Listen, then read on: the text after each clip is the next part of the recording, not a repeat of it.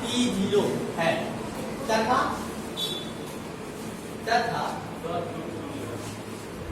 किसी अवाष्पशील ठोस को मिला दे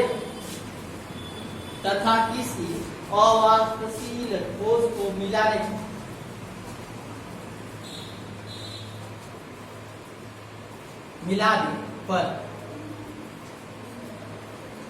उस द्रव का वाष्प दाब Ps हो जाता है। Ps अर्थात हमने ठोस को मिला दिया, बन गया क्या सैल्यूशन, अर्थात वहां वाष्प दाब क्या Ps हो जाता है। एक द्रव के वाष्प दाब में आपेक्षिक अवनमन, द्रव के वाष्प दाब में आपेक्षिक अवनमन रिले के मोल प्रभार के बराबर होता है। रिले के मोल प्रभार के बराबर एक। अब यहाँ रिले का मोल प्रभार अर्थात तो रिले की मात्रा जितनी हम अधिक मिलाएंगे वाष्प दाब में अवनमन उतना ही अधिक होगा। एक क्योंकि जितना ही सॉलिड पदार्थ मिलाएंगे जैसी बात है वो उतना ही उसके वाष्प दाब को क्या करेगा घटाएगा। एक अब यहाँ देखिएगा द्रव का आपेक्षिक अवनमन, इस पे P0 अधिक होगा कि Ps अधिक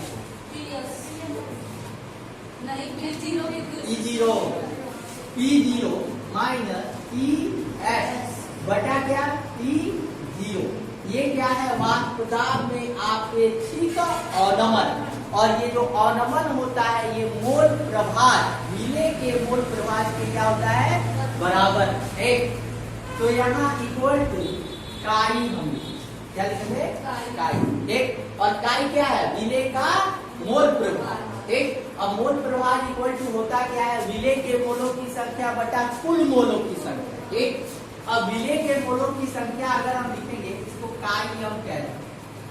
एक अब यहाँ देखिए P0 माइनस Ps बटा क्या हो जाएगा P0 इक्वल टू रिले का मोल प्रभार। एक और रिले का मोल प्रभार को हम क्या लिख सकते हैं स्मॉल n बटा small n plus capital N। एक स्मॉल n क्या है यहाँ ध्यान से देखिए, ये रिले के मोलों की संख्या है, ये भी क्या है रिले के मोलों की संख्या, और ये क्या है विलायक अर्थात ये रिले के मोलों की संख्या बटा कुल मोलों की संख्या। एक अब यहाँ देखिए इसी फार्मूले को ये हो गया और एक फार्मूला और हम बना रहे हैं। एक हो जाएगा P0 माइनस Ps बटा कितना P0। एक हो गया इक्वल टू अब यहाँ देखिए ये क्या है रिले के मोलों की संख्या, और रिले के मोलों की संख्या इक्वल टू क्या होगा रिले का भार बटा अणुभार होगा।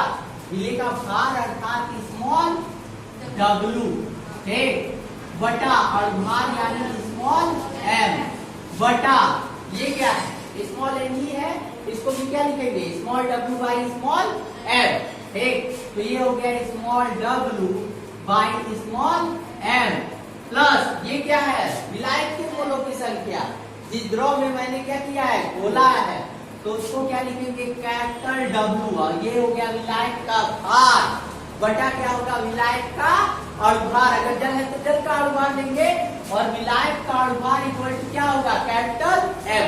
अर्थात यहाँ कैपिटल क्यों लिखते हैं यहाँ देखिए जो विलय होता है विलय की मात्रा बहुत कम होगी। एक विलय की मात्रा क्या होगी कम होगी, इसीलिए इसको स्मॉल w स्मॉल m लेकिन जो विलायक होगा उसका भार अधिक होगा ना, तो कैपिटल W बटा कैपिटल M ये हो गया। एक इसको नोट कर दीजिए।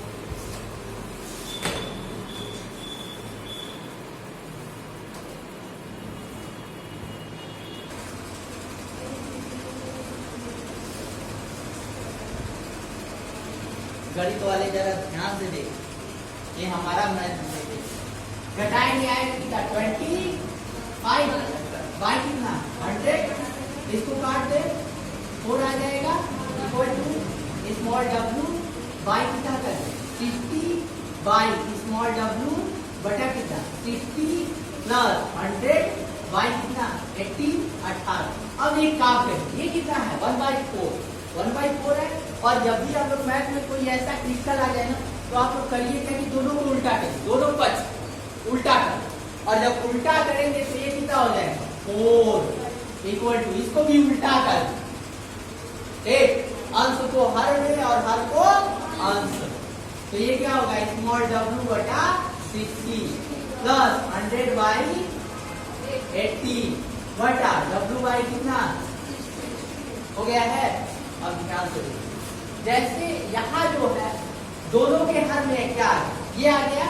अब इसको हम अलग अलग करते हैं, अलग। तो यहाँ देखिएगा 4 इक्वल टू 1 प्लस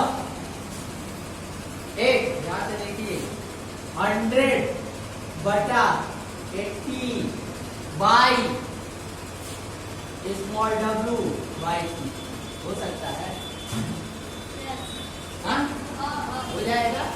अब यहाँ देखिए, अब ये जाएगा ऊपर एक और 1 को इधर ट्रांसफर कर देंगे 3 इक्वल टू, अब ये गया ऊपर जाएगा तो कितना 100 मल्टीप्लाई कितना 60 बटा W इंटू 80 हो गया। अब 6 एकड़ 9 10 3 हो गया। मिला आगे क्या 3 इक्वल टू, इसको इससे पूरा करेंगे 1000 बाई कितना होगा 3 W, तो W को इधर ले दे, W इक्वल टू 1000 बाई कितना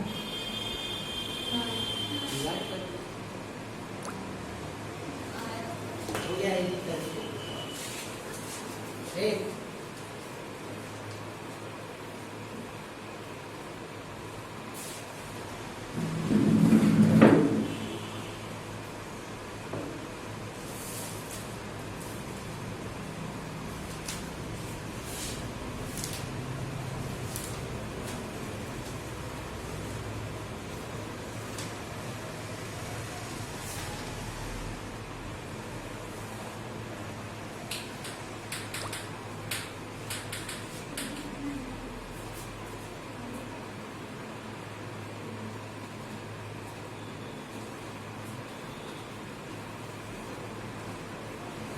एक 1000 भागा कितना है 9।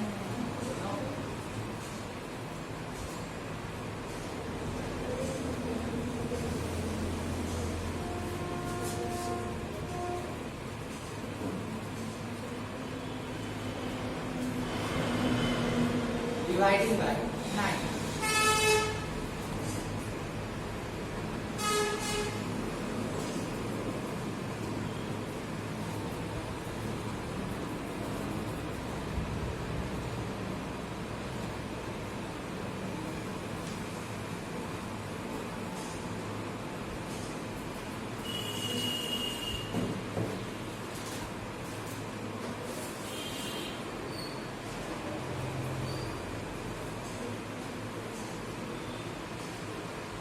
एक 111.111 आता जाए, डिवाइड आप लोग करोगे 111.111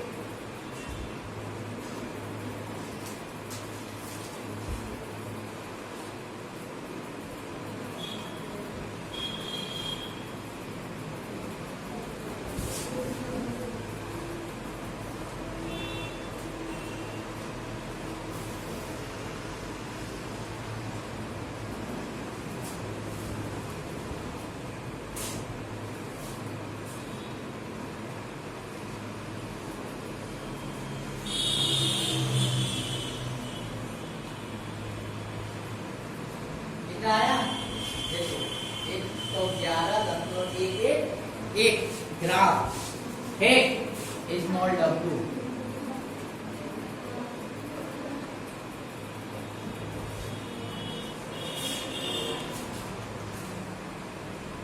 हो गया। नेक्स्ट प्रीति इधर आओ, इधर आओ।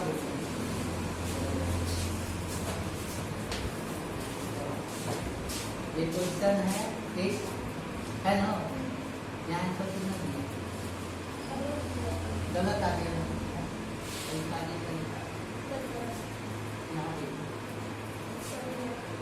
ना, 111 है जी दिया है और ठीक ऐसे नहीं होगा, सीधे ये अप्लाई करेंगे 111 के एक कंफ्यूजन क्लियर, हमेशा ऐसे calculation.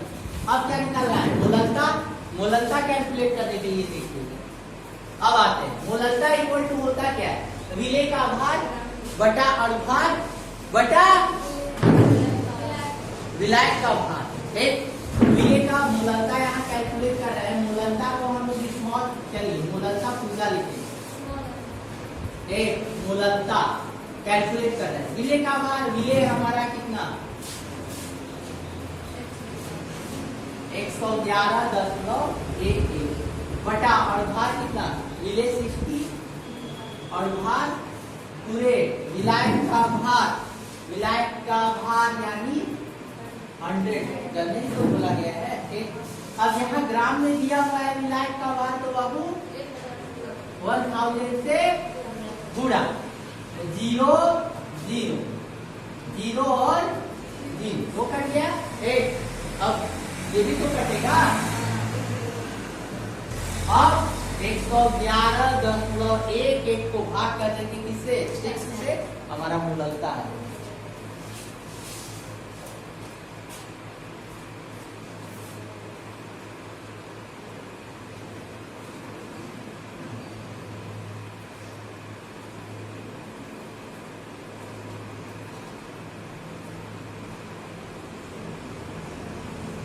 Dividing by 6 equal to आएगा मूलतः 18.5 स्मॉल m लिख देंगे मूलतः।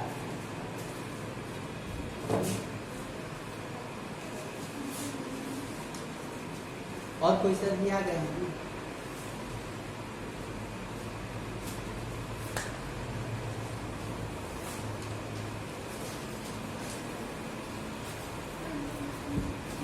अगला है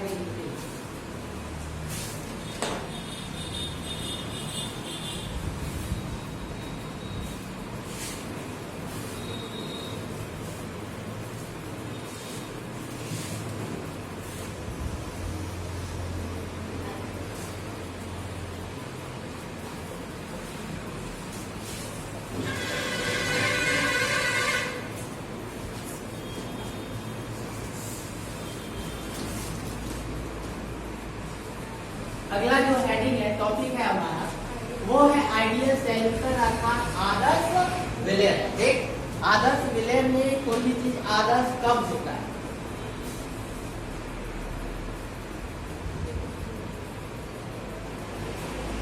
आदर्श विलय आइडियल सॉल्यूशन। ठीक, अब यहाँ देखिए जब भी कहीं भी आदर्श लग जाए और जो भी चीजें आदर्श रहती है ना, वो हर एक नियम का वो पालन करते हैं। ठीक, अगर हम कहें कि आदर्श गैस, तो आदर्श गैस के बारे में हम ये लिख सकते हैं कि गैसों के बारे में 2 ने नियम दिया है, एक बॉयल और एक चार्ल्स। और वह गैस जो सभी परिस्थितियों में, चाहे परिस्थिति कंडीशन चाहे जो भी हो, वो गैस जो सभी परिस्थितियों में बॉयल और चार्ल्स के नियम का पालन करता है, उसको हम लोग क्या कहते हैं, आदर्श। ठीक, अब आता है आदर्श विलय अर्थात वे विलय जो सभी परिस्थितियों में राउट के नियम का पालन करते हैं। किसके नियम का पालन करते हैं, राउट। और राउट के नियम को पालन करेगा वही हमारा क्या होगा, आइडियल सॉल्यूशन। अगर पूछ ले कोई आदर्श विलय क्या होता है, तो आप सीधे करिएगा कि वे विलय जो सभी परिस्थितियों में, चाहे कंडीशन चाहे कुछ भी हो, अर्थात ताप कुछ भी हो, दाब कुछ भी हो, सभी परिस्थितियों में राउट के नियम का पालन करेंगे, वही हमारा क्या होता है, आदर्श विलय। तो लिखिएगा वे विलय जो सभी परिस्थितियों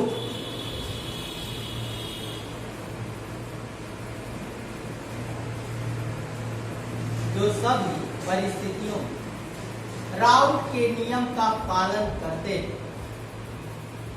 राउट के नियम का पालन करते हैं, आदर्श गैस वो आदर्श विलय कहलाते हैं।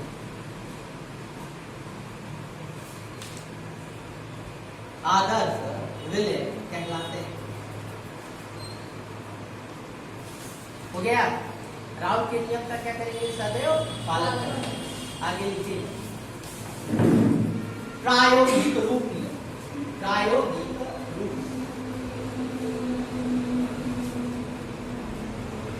प्रायोगिक रूप कोई भी विलयन आदर्श विलयन नहीं होता। कोई भी विलयन आदर्श विलयन नहीं।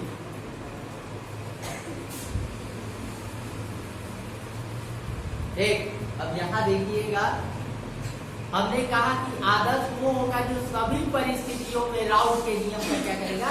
पालन करेगा। लेकिन अभी परिस्थितियां जब बदलती हैं तो कभी कभी विलय जो होता है उसके अंदर कुछ ना कुछ डिफॉल्ट आता है। अर्थात यहाँ कोई भी चीज अगर कहा जाए कि वर्ड में अगर कोई भी चीज आदर्श आइडियल है तो कोई चीज आइडियल नहीं है। प्रायोगिक एक सैद्धांतिक रूप से हम ये कह सकते हैं कि ये आइडियल है, लेकिन वास्तव में कोई भी चीज आइडियल नहीं। कहीं ना कहीं उसमें कुछ फॉल्टेज आ जाते हैं। एक चाहे जैसे अगर हम लोग कैलकुलेशन करते हैं तो जैसे पॉइंट पॉइंट लिख करके अभी नंबर आगे आ जाते हैं तो हम करते क्या है? 2 नंबर को लिखते हैं, बाकी सबको छोड़ते हैं। तो वहां ये कहें कि हमारा ये करेक्ट आंसर है तो वो करेक्ट नहीं है। एक कहीं ना कहीं उसमें भी फॉल्टेज है, तो वही है।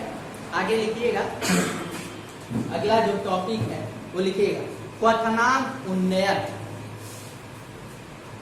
क्वथनांक उन्नयन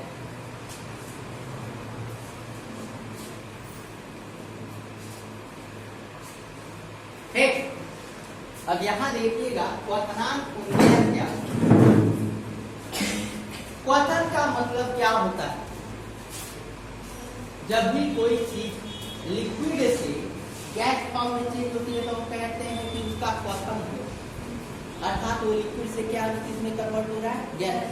अभी हमने कहा कि जब भी किसी भी द्रव में कोई ठोस मिलाएंगे तो उसका वाष्प दाब क्या होगा? कम होगा, अर्थात वो जल्दी वेपर में कन्वर्ट नहीं, अर्थात वहां उसका क्वथनांक क्या होगा? बढ़ जाएगा ना।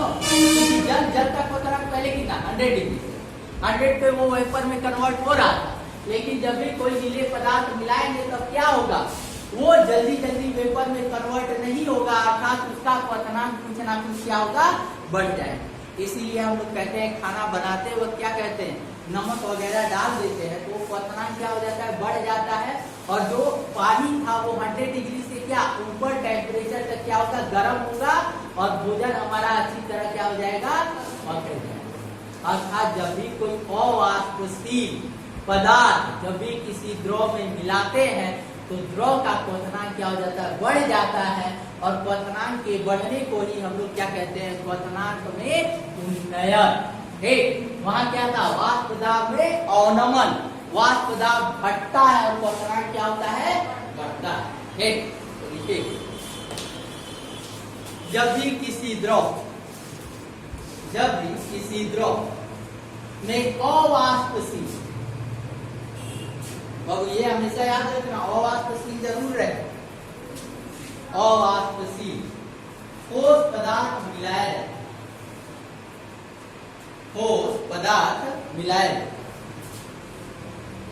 तो उस द्रव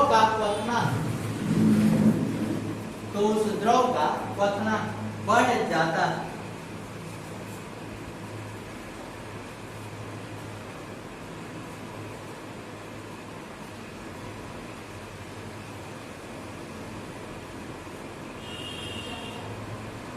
क्वथनांक में यह उन्नयन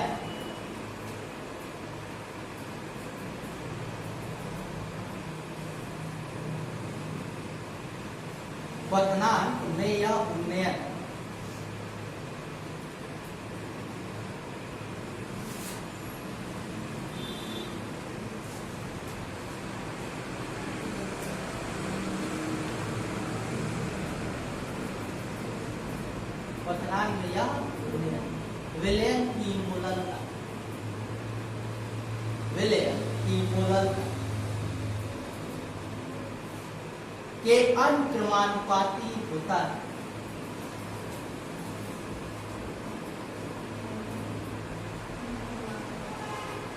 मूलता के किसके अनुक्रमानुपाती होता है? मूललता। ठीक, उन्नयन का मतलब होता है बढ़ा के, उसका बॉइलिंग पॉइंट बढ़ा के। मान लीजिए कि 100 था, अब हो गया 100.15, तो बढ़ा कितना? 0.15 बढ़ा ना। और क्वथनांक का जो उन्नयन होता है हम उसको डेल्टा टीबी, कितना लिख रहे हैं? Delta TB. एक टी का मतलब क्या हुआ? टेम्परेचर, क्वथनांक, और बी का मतलब होता है बॉइलिंग पॉइंट, बॉइलिंग। एक अर्थात उसका क्वथनांक में उन्नयन किसके अनुक्रमानुपाती होगा? किसके समानुपाती? मूललता।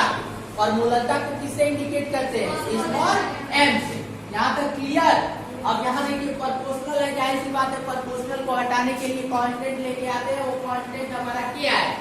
क्या आएगा? कौन? के। तो यहाँ delta T B equal to K B. एक और के बी जो होता है, इधर देख लो, जो के बी जो होता है उसको हम लोग कहते हैं क्वथनांक में उन्नयन स्थिरांक। एक क्वथनांक में उन्नयन स्थिरांक, ये कांस्टेंट इनटू क्या हो जाएगा? एम हो जाएगा। अब आगे चलते हैं, यहाँ एम और एक इसको नोट कर दिए। अब आगे देखिएगा, डेल्टा टीबी इक्वल टू, ये हो गया केबी। मोलनता इक्वल टू क्या? विले का भार बटा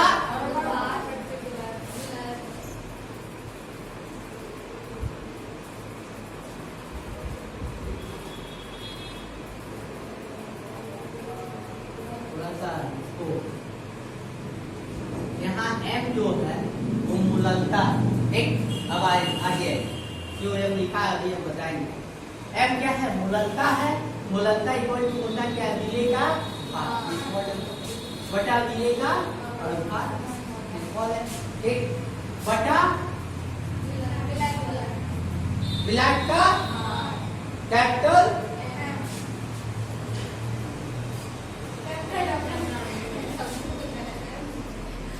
अगर ग्राम में दिया तो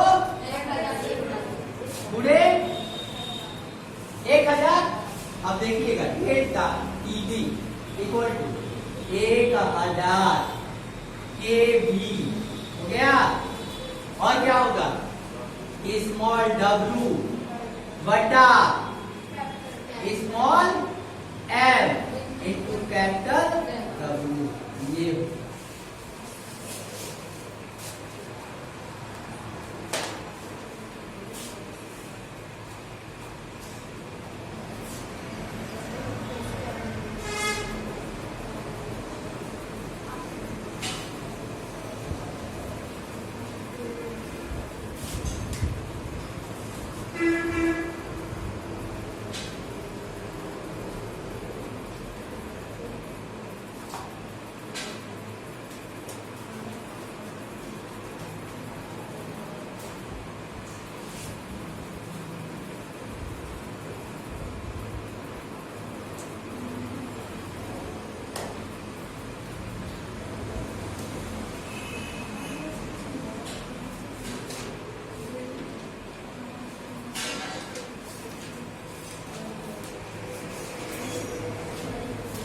गया। अब इस पर क्या क्वेश्चन कैसे आते हैं? एक क्वेश्चन बस एग्जाम्पल, फिर उसके बाद छोड़ देगा।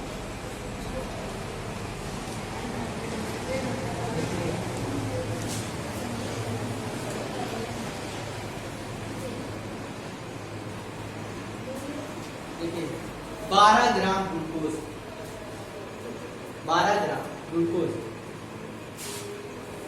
ब्रैकेट में फार्मूला C6H12O6 C6H12O6 एक ग्लूकोज को 100 ग्राम जल घोलने पर, को 100 ग्राम जल में घोलने पर विलयन के क्वथनांक, विलयन के क्वथनांक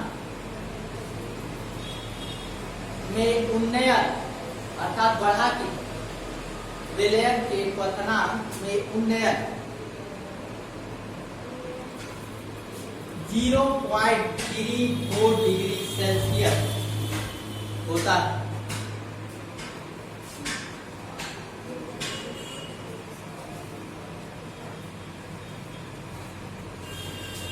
ठीक, जल के मोलल उन्नयन स्थिरांक, जल के मोलल उन्नयन स्थिरांक की गणना की।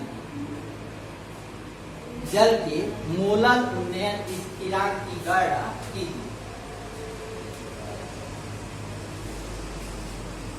देखिएगा, ये हमारा है फार्मूला। ठीक, जाहिर सी बात है, ग्लूकोज है और ग्लूकोज को कितना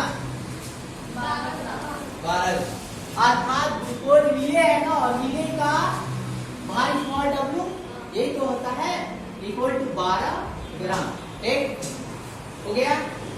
कितने ग्राम जल में 100 ग्राम, यानी कैपिटल डब्ल्यू विलायक का भार 100 ग्राम। कोई दिक्कत नहीं ना। आगे चलते, स्मॉल डब्ल्यू हो गया कैपिटल डब्ल्यू। ठीक, अब यहाँ देखो एम क्या है, अणुभार है, और अणुभार किसका, यहाँ विलेय का, बिल्कुल सही। और विलेय हमारा क्या ग्लूकोज है, तो ग्लूकोज यहाँ लिख देंगे C6H12 और O6 का अणुभार, का अणुभार। ठीक, अणुभार यानी हमारा क्या स्मॉल m, और स्मॉल m इक्वल टू कितना, कैलकुलेट किया जाए, कार्बन 1 का 12 72 प्लस हाइड्रोजन का 12। ठीक, अब ऑक्सीजन का होता है कितना 16, और 16 छक्के 96 प्लस 96। अब 4 10 के 0 मिल गया। अब यहाँ देखो 9 और एक 10 और एक हासी 11 7 180।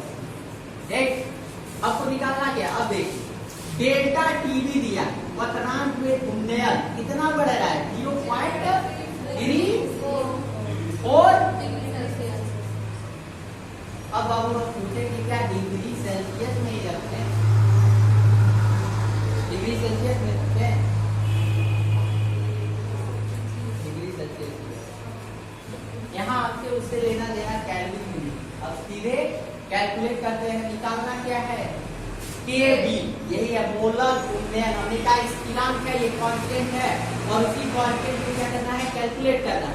अर्थात केबी इक्वल टू, अगर हमको कैलकुलेट करना है तो इस फार्मूले से देखिएगा, केबी इक्वल टू हो जाएगा, केबी इक्वल टू, सबको इधर ढकेल, एक केबी को केवल इधर रहने, डेल्टा टीबी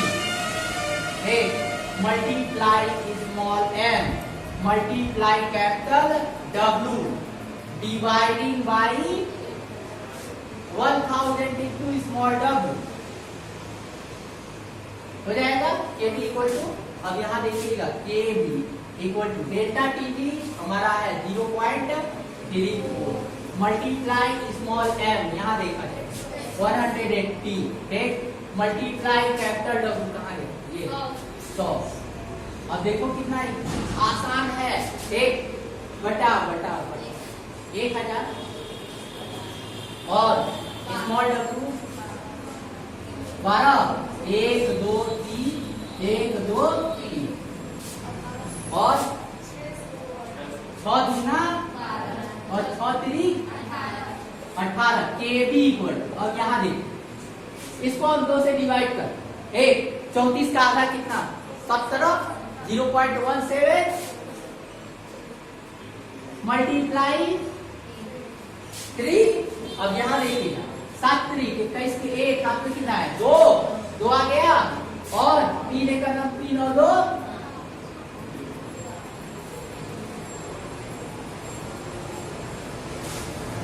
अब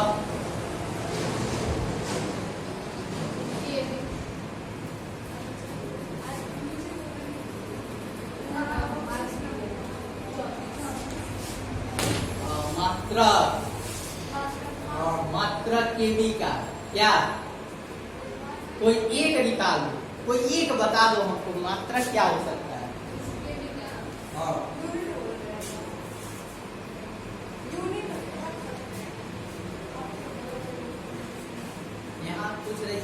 है जरा देखिए, हम मात्रक बता रहे हैं। ठीक, स्मॉल डब्ल्यू क्या है? भार है, भार है ना। ये स्मॉल एम क्या है? और भार है। ठीक, ये भी भार और ये भी भार और ये भी भार।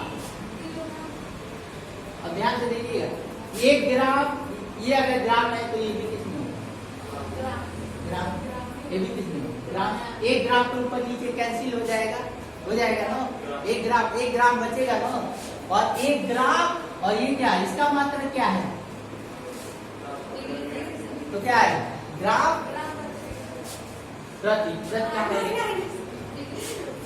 Gram degree Celsius. और देखो, फार्मूला जब भी आप लिख लो, अगर फार्मूला क्वेश्चन लगा ले रहे हो तो उस फार्मूले से मात्रक को कैलकुलेट देख लीजिए क्या है।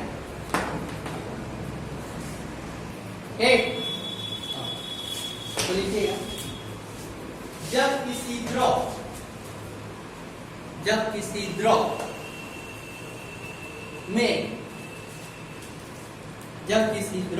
में अवाष्पशील ठोस पदार्थ मिलाया जाए, अवाष्पशील ठोस पदार्थ मिलाया जाए, तो उस द्रव का ईमान घट जाता, ईमांक घट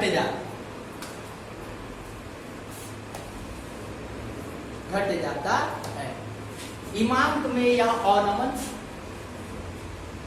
ईमांक में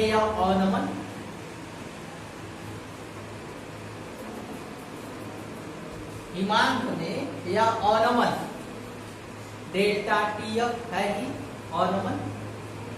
विलयन की मोलकता